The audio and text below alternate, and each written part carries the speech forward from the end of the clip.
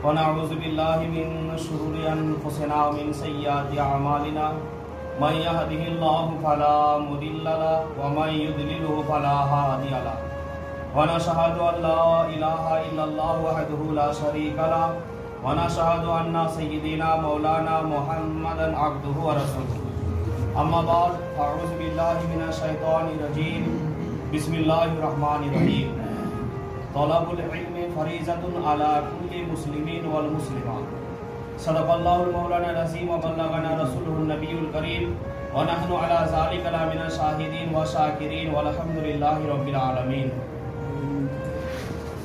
मोअज़्ज़ज़ सामने किराम बुधवार शरीफের পর একটা হাদিস শরীফ আমি তেলাওয়াত করেছি ইনশাআল্লাহ তাবারক ওয়া তাআলা এই হাদিসের মোতাবেক আমি বয়ান করব তার আগে একবার আমরা সকলে মিলে আল্লাহর নবী সাল্লাল্লাহু তাআলা আলাইহি ওয়াসাল্লামের উপর একবার দুরূদ শরীফ পাঠ করুন মনে মনে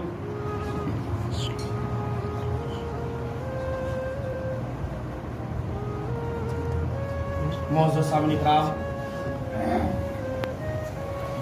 হাদিস শরীফের মধ্যে আছে যে আল্লাহ নবী সাল্লাল্লাহু তাআলা আলাইহি ওয়াসাল্লাম বলেন তালাবুল ইলমি ফরিজাতুন আলা কুল্লি মুসলিমিন ওয়াল মুসলিমাত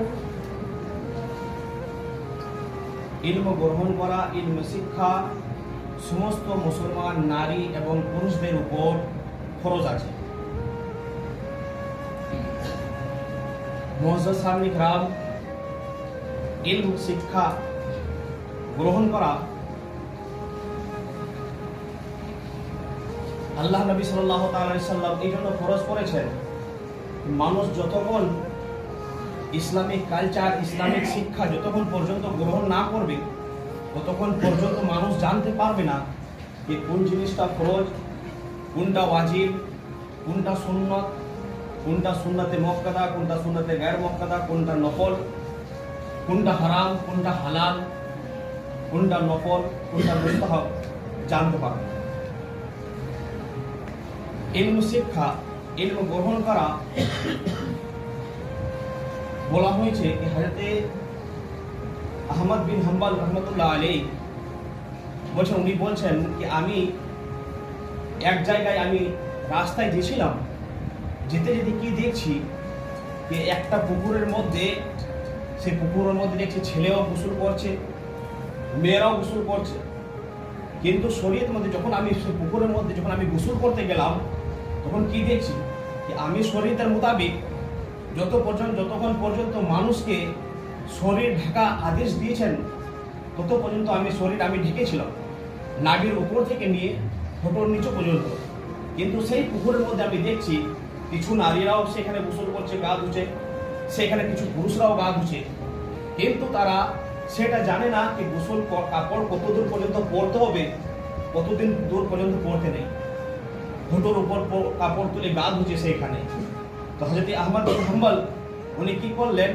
উনি বলছেন যে আমি মানুষকে যদি বলি সেখানে অনেক রকম মানুষ আছে সেখানে বলা যাবেও না যাবে নাও যেতে পারে তো আমি কি করলাম শরীয়তের মোতাবেক আমি যেটা শরীয়তে ইজাজত দিয়েছে যে নাভির উপর থেকে নিয়ে ঠোঁটের নিচু পর্যন্ত কাপড় পরা মানুষকে সেটা ওয়াজিব আছে ফরজ আছে আমি ওই শরীয়তের মোতাবেক আমি গোসল করলাম এবং কিছু মানুষ তারা আমার দেখলো গোসল করার এরকম ইমাম আহমদ বিন হাম্বল রাহমাতুল্লাহ আলাইহি উনি গোসল করলেন মুআজ্জাজ সামনে কিরাম হযরত ইমাম আহমদ বিন হাম্বল রাহমাতুল্লাহ আলাইহি উনি আমি বলছেন যে আমি স্বপ্নের মধ্যে কি দেখছি এই গায়েব থেকে একটা খবর আসছে হে আহমদ বিন হাম্বল যে আজকে তুমি একটা সাধারণ মানুষ ছিল কিন্তু আজকে আমি তোমাকে একটা শরীয়তের একটা ইমাম আমি তোমাকে বানিয়ে দিলাম সুবহানাল্লাহ শরীয়তের ইমাম বানিয়ে দিলাম মুআজ্জাজ সামনে কিরাম শিক্ষা এরকম জিনিস ইলম এরকম জিনিস মুআজ্জাজ সামনে কিরাম এই রমজান শরীফের মাস কাছে আসছে আর বেশি দেরি নেই যদি সোমবার দিন যদি চাঁদ হয় তার মঙ্গলবার দিন প্রথম রমজান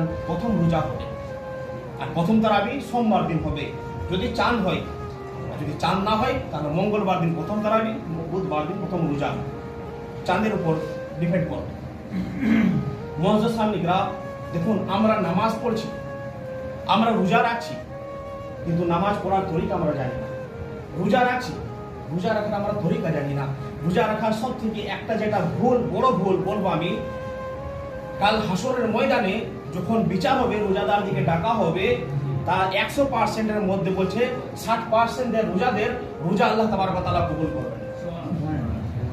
100%-এর মধ্যে 60% মানুষের রোজাদারদের আল্লাহ তাবারক ওয়া তাআলা রোজা কবুল করবেন না। কারণ জানেন কি, যখন রোজাদারদেরকে যখন ডাকা হবে তখন আল্লাহ তাবারক ওয়া তাআলা জিজ্ঞাসা করবেন যে তুমি রোজা রেখেছো কিন্তু তোমার একটা রোজা হয়নি, একটা রোজা হয়নি।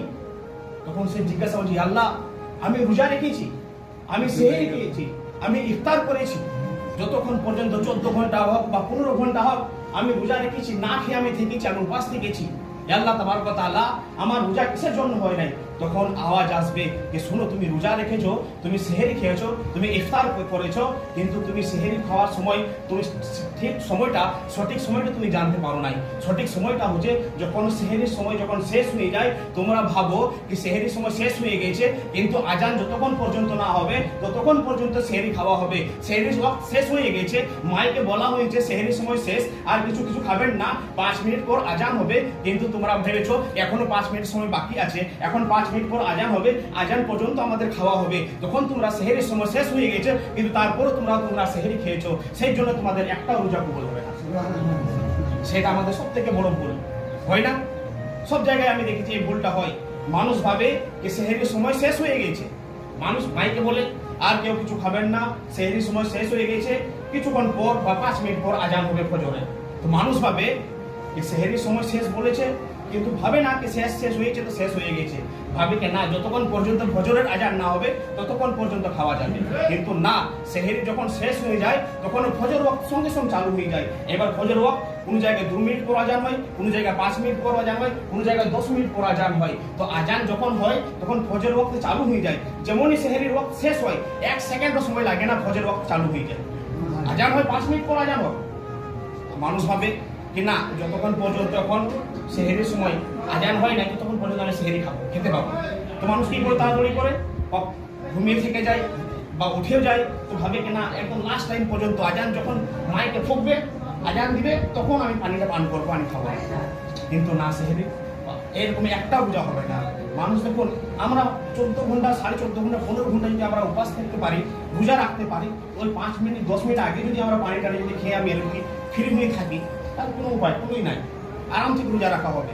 14 ঘন্টা 14.5 ঘন্টা আমরা থাকতে পারছি, কিন্তু ভাবছি কি না ফজরের আজান দিবে তখন আমরা পানিটা খাবো, পানি খাবো। কিন্তু না, মুআজ্জাজ সামনে ইকরাম, যখন সেহরির সময় যখন বলা হয় শেষ হয়ে গেছে, তখনই সেহরির সময় শেষ হয়ে যায়। তারপর কি সেহরির সময় শেষ হয় আর সঙ্গে সঙ্গে ফজর ওয়াক্ত চালু হয়ে যায়। এবার ফজর ওয়াক্ত 5 মিনিট পর আজান হয় আমাদের এখানে, কোনো জায়গায় 10 মিনিট পর হয়, কোনো জায়গায় 2 মিনিট পর আজান হয়। কিন্তু না, যখন সেহরির সময় শেষ তখন শেষ হয়ে যায়, এবার ফজর ওয়াক্ত চালু হয়ে যায়। যদি সেই সময় যদি আমরা কিছু যদি খাই তাহলে আর রোজা হবে না। সারাদিন এরকম আমরা না খেয়ে থেকে যাব, না খেয়ে থাকবো, কিন্তু থাকার ভাববো আমাদের রোজা আছে, কিন্তু না, আল্লাহ তাআলা রোজা কবুল করবেন না। সব থেকে বড় ভুল, রোজার মধ্যে সব থেকে বড় ভুল। আপনারা যাবেন, কাউকে যদি এরকম করতে যদি দেখেন আপনারা বলবেন। কারণ দেখুন, শিক্ষা গ্রহণ করা সমস্ত মুসলমান নারী পুরুষদের উপর ফরজ আছে।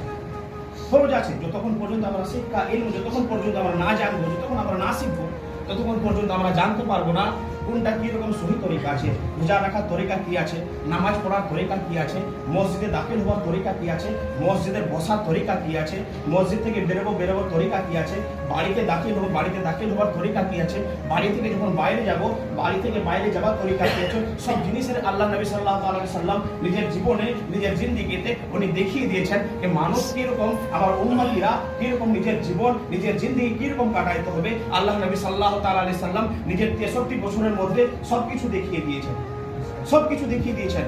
মুআজ্জাজ সামনে ইকরাম, দেখুন, আমরা নামাজের জন্য আমরা উযু করি, এখনই সাহায্য বলছিল আমাকে। তো আমাদের জানেন সবচেয়ে বড় ভুল কি হয়, আমরা উযু করি কিন্তু উযুর পানি আমাদের হাতে পায়ে লেগে থাকে, কি হয়, আমরা মসজিদে দাখিল হয়ে যাই। জানেন, ওই উযুর পানি যদি মসজিদে যদি 1 ফোঁটা যদি পড়ে যায় না, তো সেটা হারাম হয়ে যায়, সেটা হারাম। মসজিদ ঢোকার আগে উযু করার পর হাত পা চেহারা ভালো করে মুছতে হবে, তারপর মসজিদে দাখিল হতে হবে। মসজিদে দাখিল হওয়ার আগে উযু করার যে পানি শরীরের মধ্যে লেগে থাকে, 1 ফোঁটা যদি পানি যদি থাকে আর মসজিদে যদি লেগে যায় তাহলে হারাম। মাকরুহে তাহরিমি বলা হয়েছে, যেটা হারামের কাছাকাছি আছে। মাকরুহে তাহরিমি যেটা হারামের কাছাকাছি আছে। তো সেই জিনিসগুলো আমাদেরকে জানতে হবে।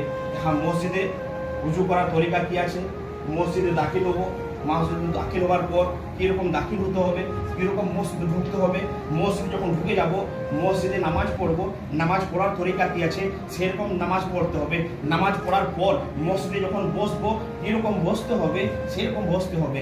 মসজিদ সামনে গ্রাম, মসজিদ হচ্ছে আল্লাহর ঘর, আল্লাহর ঘর। আমরা কাউরি বাড়ি যদি মেহমান হিসাবে যদি যাই তো এত আদবে বসি, এত আদবে বসি যেমন সে জানতে পারে যে হ্যাঁ একজন ভদ্র লোক, ভদ্র মানুষ আমার বাড়িতে এসেছে।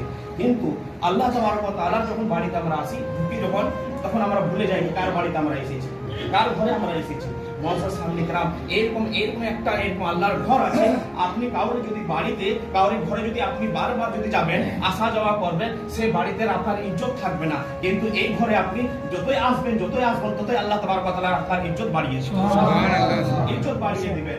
কাউরি বাড়ি যদি আপনি বারবার যাবেন তো সেই বাড়িতে আপনার ইজ্জত থাকবে না। কিন্তু এই বাড়িতে, এই ঘরে আপনি যতই আসবেন ততই আপনার ইজ্জত বাড়বে। মসজিদ সামনে গ্রাম বলার অনেক কিছু ছিল, কিন্তু আজকে একজনের ইন্তেকাল হয়েছে, খুবই সময় কম আছে। হ্যাঁ, তো ইন্তেকাল হয়েছে, আমাদেরকে সময় টাইমে পৌঁছাইতে হবে। ইনশাআল্লাহ তাবারক ওয়া তাআলা আবার সামনের সপ্তাহে হ্যাঁ কিছু বলার থাকবে আমি বলবো। এই হাদিসের মোতাবেক আমি আল্লাহ তাবারক ওয়া তাআলার কাছে দোয়া চাইছি, আল্লাহ তাবারক ওয়া তাআলা আপনার হাবিব সাল্লাল্লাহু আলাইহি ওয়াসাল্লামের সদকায় আমাদেরকে শোনার সাথে সাথে আমল করার তৌফিক দান করবেন। আস্তাগফিরুল্লাহ রাব্বি মিন কুল্লি যামবি ওয়া আতুবু ইলাইহি। আসসালামু আলাইকুম ওয়া রাহমাতুল্লাহি ওয়া বারাকাতুহু।